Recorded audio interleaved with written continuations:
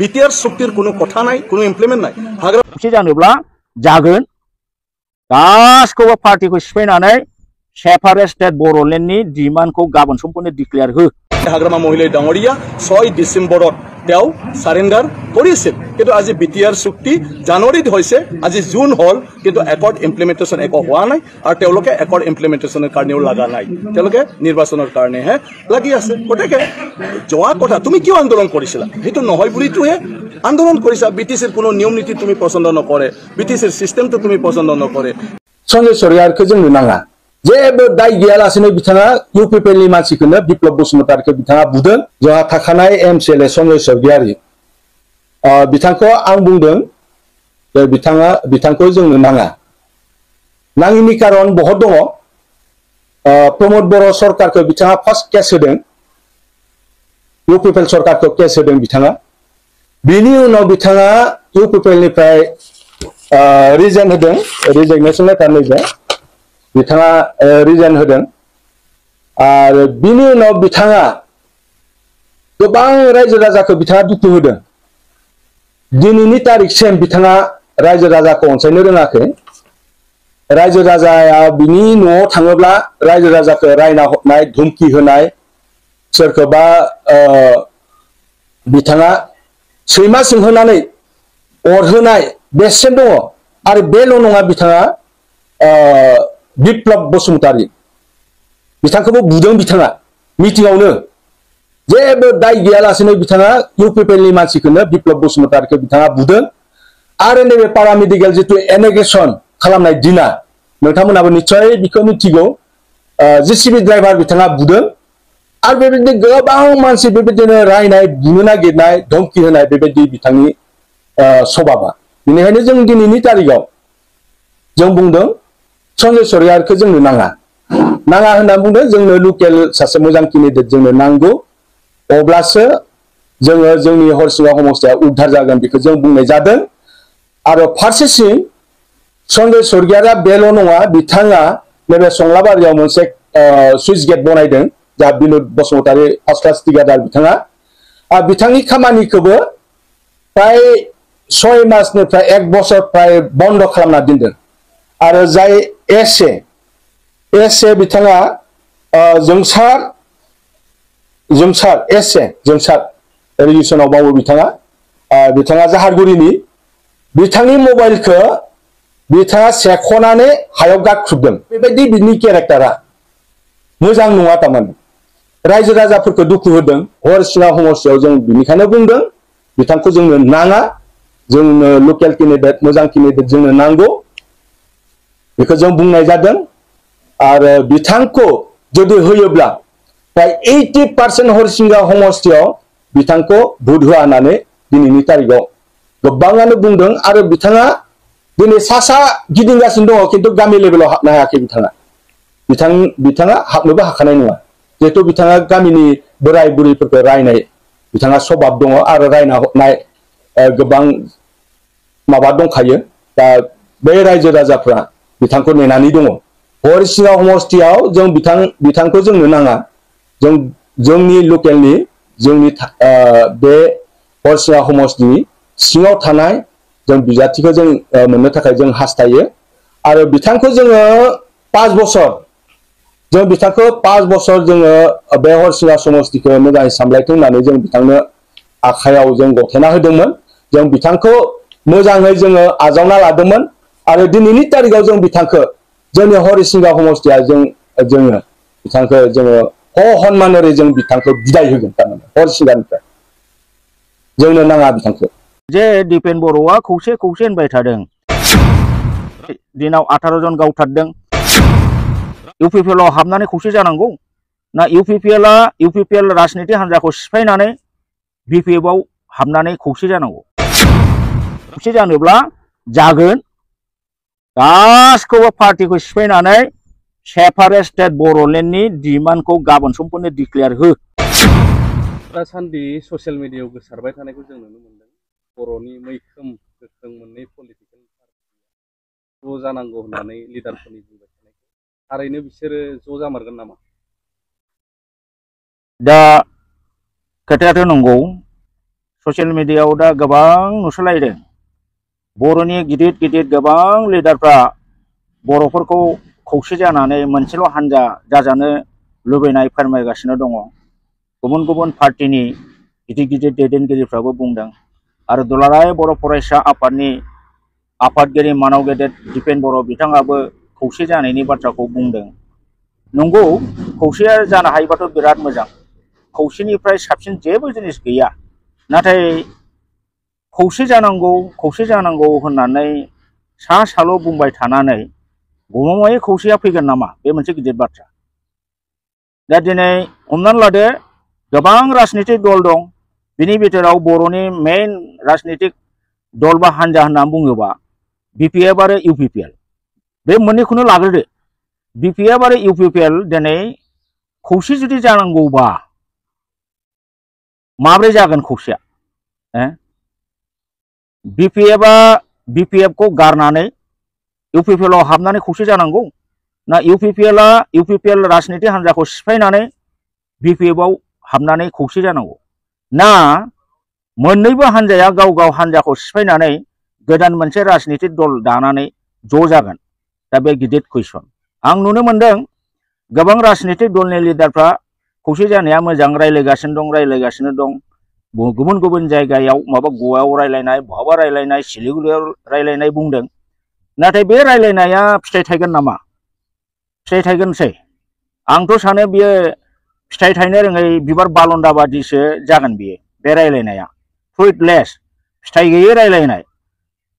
मालाबाबो गाव सोरजिनाय गावनि फिसाखौ बुथारनानै गुबुनजों लोगो जानाय, गाव सोरजिनाय राजनितिक दलखौ प्रमद बर'आबो सिफायनानै BPF आव हाबनो हाया। आरो आं सानो BPF हाग्रामा महिलारि बिथाङाबो गाव दानाय गाव जोनोम होनाय BPF खौ गारनानै मालाबाबो UPPL आव हाबनाय नङा। अब्ला फैदो मोननैखौबो सिफायनानैसो ज' जानानै गोदान मोनसे हान्जा दागोन। दा बेखौबो बेसेबां जों फोथायथावो? आरो बे खौसेया BPF खौ फोजोबनानै UPPL खौ फोजोबनानै गोदान जे राजनितिक हान्जा जागोन, बे मालाय बेसे गोबाव जोरगोन? बेसेबां मावगोन? औवा गावनाया जेरै खाजाब जाया, खाजाबबाबो गुगाफिनगोन। आंथ' सानहरो बेबादिनो गुगाफिनगोन। गतिके दानि जोंनि बर'नि गिदिर गिदिर लिडारफोर, दुलाराय बर' फरायसा आफादनि आफादगिरि जोंहा दिपेन बर'मोन खौसे जानायनि बाथ्रा बुंनाया जास्ट बुंनांगौ बुंदों, सावरायनांगौ सावरायदों बादिल' होननानै आं सानो। दा आंनि मथेब्ला बे खौसे जानाय खामानिया बेबादि रायलायनायनि गेजेरजों, मिउचुएल डिसकासननि गेजेरजों हाजार टप लिडारफ्रा रायलाय, आंनि मथेब्ला बिसोरनि गेजेराव खुनु मोनसे आनानिमास थांखियाव बा गोरोबथायाव बिसोर निस्सय फैनो हाया। फैनायखौ आं बिराद गोब्राब नुहुरदों। बेनिखायनो सावरायनायनि गेजेरजों खौसे जागोन बा जानांगौ, आं बेखौ मालाबाबो फोथायनो हाया। आं बेखौ मिनिंलेस बादिसो नुदों, मोनसे स्टाइल बादिसो नुदों। आरो बेखौ नुनो मोनदों जे दिपेन बर' बिथाङा सिङाव माबा मोनसे निस्सय थांखि दङ। बबेबा मोनसे हान्जानि टप लिडारखौ टपआव दोननानै, बबेबा मोनसे हान्जानि टप लिडारखौ गाहायाव दोननानै खौसे जाहोनो नाजानाय, बेखौ बिथांनि राव फाव अंगि भंगियाव जोङो नुनो मोनदों। दा आङो बेखौनो सानदों जे दिपेन बर'आ खौसे होनबाय थादों। सोरखौ खौसे जाखांनायनि उनाव टप पजिशनाव दोनगोन? बे मोनसे गिदिर कुइसन। बिथांमोनहा अलरेडि वेल केलकुलेटेड सोरखौ टपआव दोनगोन बे निस्सय दंखायो। आरो बेखायनो बिथांमोनहा सोरखौबा सासेखौ माने नाख्रेबनानै एसे प्रेसार होनानै खौसे जाहोनो नागिरनाय, बेखौ जोङो नुनो मोनदों। दा आं सानो आंनि मथेबा बे खामानिया मालाबाबो जाया। आरो दिनै BPF आरो UPPL ल' नङा, जोंनि बर' हारिया BJP आव दं, तृणमूल कंग्रेसाव दं। बिथांमोनखौलाय मा खालामगोन? बिसोरो गुबुन गुबुन राजनितिक दलाव दं। दा बिथांमोना अरिजिना जेन'बा माखासे नेशनेल पार्टी जाहैबाय BJP, तृणमूल कंग्रेसाबो नेशनेल पार्टी बादियानो जाहैबाय। दा बिथांमोनहा गावसिनि पार्टीखौ गारनानै नैबे खौसेथियाव माने मदद होगोन ना? बेबो मोनसे साननो गोनां। आं नुदों बिथां दिपेन बर'आ खौसेनि बाथ्राखौ, खौसे जानांगौखौ बुंबाय थादों। खौसे जानाया मोजां होननानै बर' हारिनि गेजेराव नाथाय बिथाङा खौसेया बोरै जागोन माब्रै जागोन बेनि कंक्रिट फाइनालाइज कोनो मोनसे पलिसि कोनो मोनसे फर्मुला बिथाङा दिनैसिम होनो हायाखै आं सानो बर' अल बड' स्टुडेन्टस इउनियननि माने प्रेसिडेन्ट हिसाबै आफादगिरि हिसाबै बिथाङा बर' हारिनि माहारियारि आफादनि आफादगिरि हिसाबै बिथाङा टप लिडार बे टप लिडारफ्रा जेब्लाबो कमान्डिं स्पिरिट थानांगौ कमान्डिं पावार थानांगौ डिसिसिभ पावार थानांगौ कनक्लुसिव पावार थानांगौ एफेक्टिव पावार थानांगौ नाथाय बिथांनाव कनक्लुसिवबो गैया डिसिसिभबो गैया आरो इफेक्टिव पलिसिबो गैया बिथांखौ बिदिखौ नायोब्ला बिथाङा बे गुबुन गुबुन राजनीतिक हान्जानि मानसिफोरखौ जे मोनसे दुरुङाव जयै जे खाजबनो हागोन बिराद गिदिर कुइसन बे it is a great question that Dipen Boro has that capacity that he will unite all the Bodo people of different parties. That it is a great question. बिथांहा कोनो decisive, कोनो conclusive policy गैया, advice गैया, खौसे जानायनि सायाव नंखायनो बे मालाबाबो जाफुङासो होननानै आङो बुंनो लुबैयो। दा बिथांमोननि रायलायदों होननायफ्रा बा रायलायनायफ्रा माने एखे माने सायाव रायलायनाय बादिसो जागासिनो दं आरो बे मालाबाबो फिथाइ थायनाय नङा बे फिथाइ थायनो रोङै बालन्दा बिबारसो जानानै थाबाय थागोन आं बेखौ बुंनो गोसो जायो नंखायनो मिनिंलेस खोथाफोरखौ रायलायनानै सावरायनानै टाइम पास खालामनानै रायजोफोरनि गेजेराव गोनो गोथो उगुल थुगुल खालामनानै होनो खुनु दरखार गैया गतिके आं सानो जुदि खौसे जानांगौबा खौसेनि फर्मुला फाइनाल खालामनानै बिनि सायाव प्रेसाराइज हो बयखौबो बेखौ नोंथाङा मावनो हायो आरो बेबादि नोङो कनक्लुसिभ डिसिसिभ अनानिमास बे जिनिसखौ जुदि खालामनो हायाब्ला खौसेनि बाथ्राखौ रायलायनानै लाब गैया बे एजेन्डाखौ टटेलि स्टप खालामनांगौ आं दिनै बुंनो लुबैदों बिथां दिपेन बर'खौ प्रमद बर' आरो नों दिपेन बर' लरेन्स इस्लारि इउपिपिएल नि दा दैदेनगिरि बै समाव दुलाराय बर' फरायसा आफादनि दैदेनगिरिमोन नोंथांमोनहानोथ' खौसे जानायनि मूल मन्त्र बिस मन्त्र बयनिफ्राय देरसिन मन्त्रखौ साबिखौ नोंसोरो दिल्लीयाव थांनाय 2020 नि 2020 नि 27 जानुवारियाव गारबोखाबाय खौसेनि जानायनि देरसिन मन्त्र देरसिन फर्मुला देरसिन खबस थाबिस बेखौ नोंसोर दिल्लीयाव थफ्ला जुनानै 2020 नि 27 जानुवारियाव गारबोखाबाय बे आसल मूल मन्त्रआ बिस मन्त्रआ मामोन खौसेना बे जाहैदों बड'फा उपेन्द्रनाथ ब्रह्मनि सेपारेट स्टेट डिमान्ड आलादा बर'फोरनि थाखाय रायजो असमियाफोरजों गोरोबनानै जों रायजो जानो हाया असमियाया जोंखौ बिराद नासयबोदों नाख्रेबबोदों निर्यातन खालामबोदों बुख्रेब सुख्रेब खालामबोदों गावथारबोदों रमान स्क्रिप्टनि दिनाव 18 जन गावथारदों नैबे थांनाय बर' आन्दलनाव बड'लेण्डनि आन्दलनाव 5500निबो बांसिन मानसि जोंहा थैनांदों दा बे हिसाबै असमिया गभर्नमेन्ट असमिया मानसिफोरजों जोङो जेब्लाबो गोरोबनानै रायजो जानो हाया होननानै जोंना रावाबो आलदा कला कृष्टि माने हारिमुवाबो आलदा जानाय थानाय चलन फरन गासिबो आलदा ड्रेस पार्टी आलदा गासिबो आलदाखाय जोंहा गासिबो दंजोबो राव दङ हारिमु दङ धोरोम दङ सेपारेट आइडेन्टिटी गासिबो जोंहा थाखाजोबनायखायनो माने जेरै मिजोराम नागालेण्ड मणिपुर जानानै थांबाय जोंनाबो बेबादि जानांगौ होननानै बड'फा उपेन्द्रनाथ ब्रह्मआ बे सेपारेट स्टेट मन्त्रजों आलादा रायजो मन्त्रजों बयखौबो खौसे खालामनो हादोंमोन आं नंखायनो दिनै बुंगोन दिपेन बर' बिथाङा मालाबा इउपिपिएल मालाबा बिजेपियाव हाबहां सिङाव बिजेपि सायाव एबसु बेबादि खालामालासिनो नोंथाङा गमामायै बर' जातिनि बृहत्तर स्वार्थनि खोथाखौ जुदि सानोबा नों सासे दाद बागदाद जोहोलावबा बे बिखा फोरदाननानै नोंथाङा दिनैबो बुं जे जोङो माने बड'फा उपेन्द्रनाथ ब्रह्मनि जे आलादा रायजोनि मोन्थोर जाय मोन्थोरजों गोदो खौसे जाबोदोंमोन बे आलादा मोन्थोरजों दिनै जोङो गासिखौबो गारजोबनानै बिटिआर टिटिआर गारजोबनानै गोदानै सोमावसारफिननोसै खुनु राजनितिक दल थानो मोनला गासिबो राजनितिक दलनि लिडार रायजो राजा ज' जानानै सेपारेट स्टेट आलादा रायजो बड'लेण्डनि थाखाय जों सोमावसारनोसै खौसे जानोसै बयबो बारसोमनांगौ बाहाय रावबो बर'आ बेनि उल्था जानो मोना होननानै नोंथाङा डिक्लेयार हो डिक्लेयार होनानै खौसे खालामनो नाजा बिनि बादै नोंथाङा रायलायनायनि दारै मालाबाबो नोङो खौसे खालामनो हाया आं बेखौ सानदों किन्तु सेपारेट स्टेट बे मोनसे बर'नि ग्रेटेस्ट इस्यु आरो मोनसे कमन इस्यु आरो बयनिबो बियो हांख्रायजानाय इस्यु जिनिस बेखायनो बिनि दारैसो बर'फोरनि गेजेराव खौसेथि जागोन आं बेखौ नुहुरो नंखायनो आङो दिपेन बर' बिथांखौ खावलायगोन आबां जाबां गरन्थ बरन्थ गैयै खोथा बुंबाय थायालासेनो सासे माहारियारि आफादनि आफादगिरि जानानै बर'नि जाथिनि बयनिफ्रायबो देरसिन आफादगिरि जानानै नोंथाङा डिसिसिभ जा कनक्लुसिभ जा दिनैबो बर'लेण्डखौ बिफिन नाथाय नोंथांमोनहा मानो 2020 नि 27 जानुवारियाव माने comprehensive and final solution while keeping intact the territorial integrity of Assam मानो लिरबोखो आरो दाखालिनि ट्रेन्डिं बड'लेण्ड बे बिजाबाव मानो भास्कर ज्योति महन्तआ बे डिजिपि बिथाङा मानो बुंखो जे 1987 आव बर'फा उपेन्द्रनाथ ब्रह्मनि दिनाव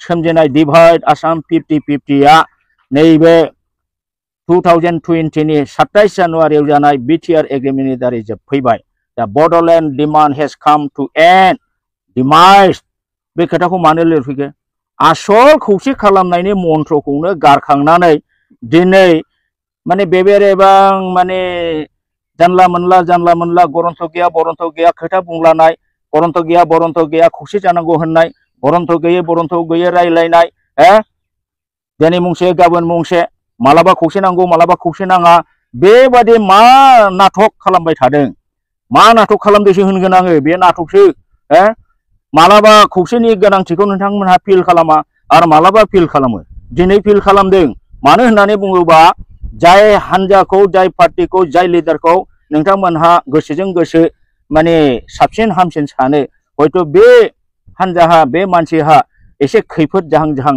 जानायखाय नोंथांमोनहा खौसे नङाबा जानाय नंला बे जिनिसखौ सानदों কৰিছে বিগত সময়ত বিপিএফ দলে বিভিন্ন মানে বিভিন্ন কৰাপশ্যনৰ লগত জড়িত হৈ পৰিছে এই ক্ষেত্ৰত কি ক'ব বিচাৰে নহয় তাতো ছাৰ বিটিচিত কি হৈছে কি হোৱা নাই মই ভাবোঁ তেওঁলোকে সেইটো বিচাৰি চাব নালাগে তেওঁলোকে বিটিচিক ৰিজেক্ট কৰি পেলাই পৃথক ৰাজ্য আন্দোলন তেওঁলোকে কৰি আহিছিলে তেওঁলোকে নামানে বিটিচিৰ ওপৰত বিশ্বাসেই নাছিলে তেওঁলোকৰ বিটিচিৰ কোনটো আইনৰ কথাটো আজি কৈছে তেওঁলোকে সেই আইনটোৱেই নামানিছিলে তেওঁলোকৰ কথাটো কি আছে বিটিচি চুক্তি হৈ পেলাই বিটিআৰ কৰি নতুন চুক্তিৰ দ্বাৰা কিবা এটা নতুন প্ৰশাসন কৰা আজি সেই কথা পাহৰি গ'ল তেওঁলোকে আজি 5 বছৰ হ'ল বিটিআৰ চুক্তিৰ কোনো কথা নাই কোনো ইমপ্লিমেণ্ট নাই হাগ্ৰামা মহিলাৰী ডাঙৰীয়া বিএছচি চুক্তি ৰিজেক্ট কৰিছিলে যে সেই বিএছচিক মোক নালাগে বিটিচি যেতিয়া একৰ্ড হৈছিল হাগ্ৰামাই কৈছিল বিএছচিত কি হৈছে কি হোৱা নাই মোক একো নালাগে মই বিটিচি হিচাপে কৰি যাম আৰু তেখেতে ইমপ্লিমেণ্টেশ্যনৰ কাৰণে লাগি গৈছিলে কোনো ৰাজনীতিৰ কাৰণে নহয় আৰু বিটিচি চুক্তি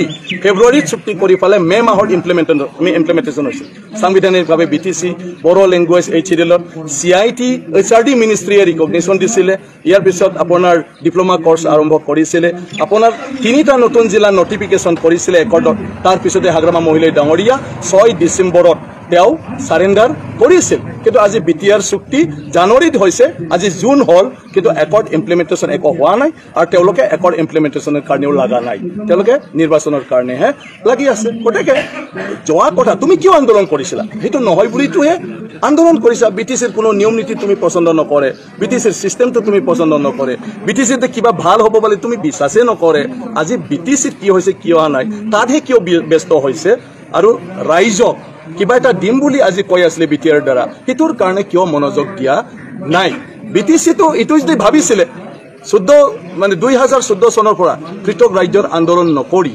2005 পৰা বিভিন্ন ৰাজনৈতিক দলৰ লগত নাথাকি যদি বিটিচি উন্নয়ন আৰু বিটিচি একৰ্ড ইমপ্লিমেণ্টেশ্যনত যদি তেখেতসকলে লাগি আহিলে হয় আজি সেই বিটিচি কিমান সুন্দৰ হ'লে হয় হাগ্ৰামা মহিলাই ডাঙৰীয়া তেওঁলোকৰ বাৰে অপজিশ্যন কৰি থকাৰ পিছতো সদায় বিৰোধিতা কৰি থকাৰ পিছতো আজি সেই বিপিএফ দলে বিটিচিখন এই পৰ্যায়লৈ আনিছে য'ত নিৰ্বাচন খেলি তেওঁলোকে আজি আনক গালি দিব পাৰিছে এই নিৰ্বাচনৰ গোটেই প্ৰক্ৰিয়া 40টা সমষ্টি বনাই বিটিচিখন গঠন কৰা বিপিএফ দল হাগ্ৰামা মহিলাই ডাঙৰীয়া গতিকে তেওঁলোকৰ বিটিআৰটো এতিয়া ক'ত পঞ্চায়তত আছে না ক'ত আছে কিন্তু শেহতীয়াভাৱে যিটো ইমানুৱেল মুছাহাৰীয়ে দলৰ পৰা এটা গৰাখহন এটা সৃষ্টি কৰা বুলি অনুভৱ কৰিলে সকলোকে ৰাজ্যক মানে ইতিমধ্যে এটা মানে মেছেজ এটা পঠাইছে এই ক্ষেত্ৰত আপুনি কি ক'ব বিচাৰে নাই এইটো তেওঁৰ ব্যক্তিগত কথা তেওঁ এতিয়ালৈকে দলক অৱগত কৰা নাই তেওঁ মিডিয়াতহে কৈছে গতিকে